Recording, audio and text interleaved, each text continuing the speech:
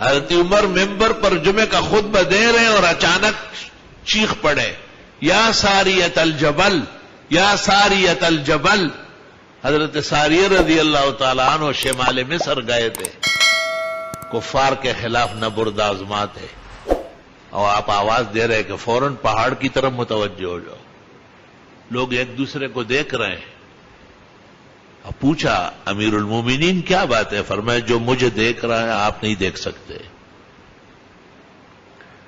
بعد میں جب حضرت ساریہ آئے اور فتوحات کر کے پوچھا، ہمیں معلوم نہیں تھا، دشمن پیچھے کی طرف سے آ کے انتظار میں تھا کہ یہ نماز میں لگ جائے اور ہم حملہ کریں۔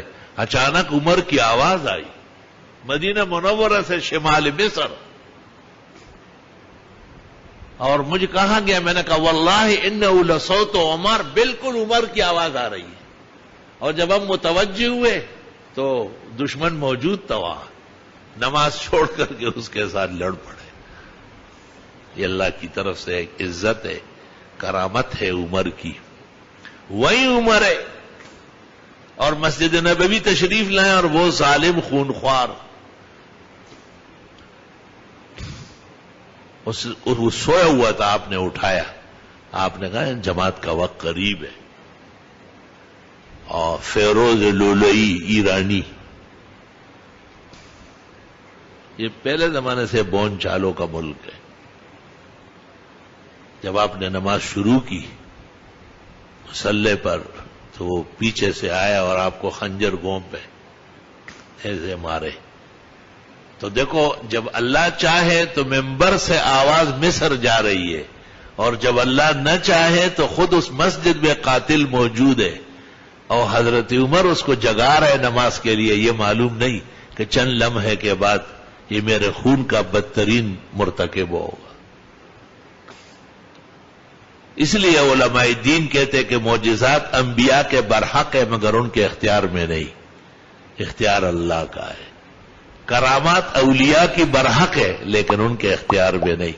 یہی آ کر کے بدعتی کو مغالطہ ہوتا ہے، وہ اس کو پھر دستگیر و غوث اعظم و اتدا فضول عنوانات دیتے ہیں جو شرکیہ ہے۔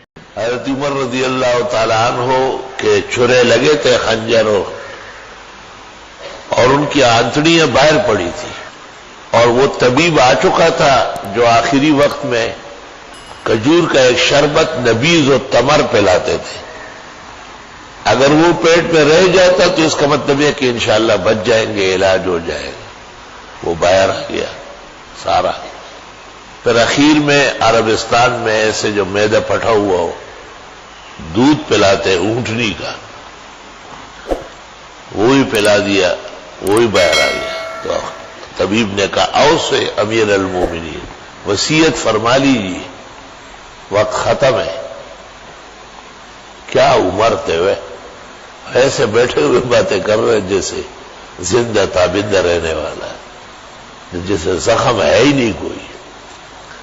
اس دوران صہیب رومی آئے بخاری شریف میں، حضرت عمر کو دیکھ کے زار و قطار روئے کہ آپ نے عدالت کی، انصاف کیا، حق ادا کیا، اپنے عمارت کی، دنیا انصاف سے بھر دیا، آپ سے پیغمبر خوش خوش ہو کے چلے گئے، آپ ہر غزا میں آگے رہے۔ حضرت عمر نے کہا آرام سے آرام سے۔ ان تمام باتوں کا صلہ یہ کہ اللہ عمر کی مغفرت کر رہے، یہ بہت بڑی بات ہے، اور بخشش فرمائے۔ صہیب رومی جب رو دھو کے روانہ ہونے لگے تو حضرت عمر اس کو ایسا دیکھ رہے، وہ کہا ردوہ علیہ، واپس کرو۔ حضرت عمر اس حالت میں کہ آنتڑیاں باہر پڑی ہوئی، اور طبیب کہہ چکا ہے کہ وقت ختم ہے، وصیت فرمائے، چند لمحے و ساعات شاید باقی ہو، اور اس کو کہتے ہیں ارفع ثوبک، یہ پانچے اوپر کر لینا، فإنہ اتقى لربک، اللہ خوش ہوتا ہے اس سے، وانقى لثوبک، اور کپڑا بھی صاف رہے گا۔ تو میں پوچھتا ہوں اب تم عالم دین مصلی پہ کھڑے ہوتے اور وہ یہ نہیں کہتے کہ بھائیو پانچے اوپر کرو، قلب میں سوز نہیں، روح میں احساس نہیں، کچھ بھی پیغام محمد کا تمہیں پاس نہیں۔ عمر کو تو پاپڑ بیلنے پڑے تھے، عمر تو 75 غزاؤں میں رہے ہیں، عمر نے تو پوری زندگی اسلام پر قربان کی ہے، انہی کی وجہ سے آج ہم مسلمان ہیں اور نسل مسلمان ہیں۔ ان کو درد تھا کہ ہمارا ایک ساتھی کیوں غلط چلن پر ہے، اور صہیب کو تب چھوڑا جب اس نے پانچے اوپر کیے۔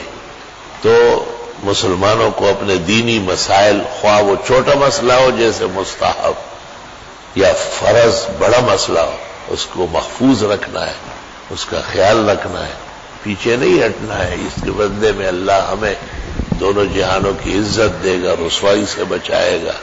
سب سے بڑے رسوائی یہ ہے کہ آپ اپنے دین سے پیچھے ہٹیں۔